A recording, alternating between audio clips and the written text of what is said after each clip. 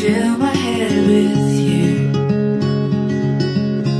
Total investor pelopor yang masuk ke IKN Nusantara sudah sebanyak 23 instansi, dengan nilai investasi sebesar 41 triliun rupiah guys. Investor pelopor IKN Nusantara yang sudah melakukan peletakan batu pertama dengan total investasi yang bukan dari anggaran pendapatan dan belanja negara sebesar 41 triliun rupiah. Investor pelopor yang sudah melaksanakan peletakan batu pertama tahap 1 sebanyak 4 investor.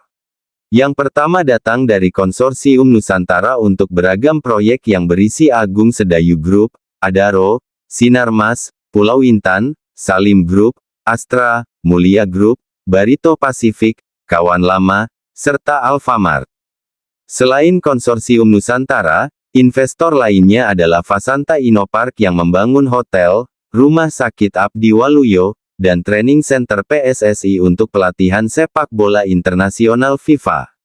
Total dari investasi 4 investor yang sudah peletakan batu pertama pada tahap 1 itu mencapai 23,1 triliun rupiah atau menjadi porsi terbesar dari total kucuran investasi 2023 yang 41 triliun rupiah. Sedangkan untuk investor yang sudah melakukan peletakan batu pertama masuk daftar tahap kedua diantaranya Rumah Sakit, Pakuwon Group beragam proyek, Jakarta International School untuk sekolah internasional yang dipelopori berbagai kedutaan besar, Mayapada Hospital, Astra untuk relokasi sekolah SDN 020 Sepaku. Lalu ada Kementerian Perhubungan untuk Bandara VVIP, BPJS Ketenagakerjaan berupa kantor pusat, kantor Bank Indonesia, dan PT PLN untuk PLTS 50 MW. Total investasi dari 9 investor dan lembaga pemerintahan dalam peletakan batu pertama kedua itu senilai 13,1 triliun rupiah.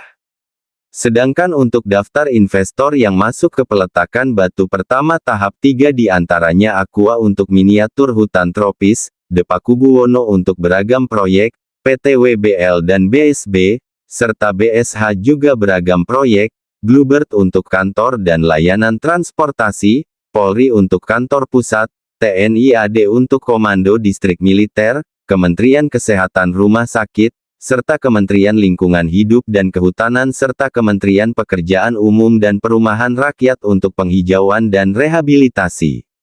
Total 10 investor dan lembaga pemerintahan itu telah mengucurkan investasi senilai 5,9 triliun rupiah dalam tahap peletakan batu pertama ketiga yang sudah berjalan beberapa saat lalu.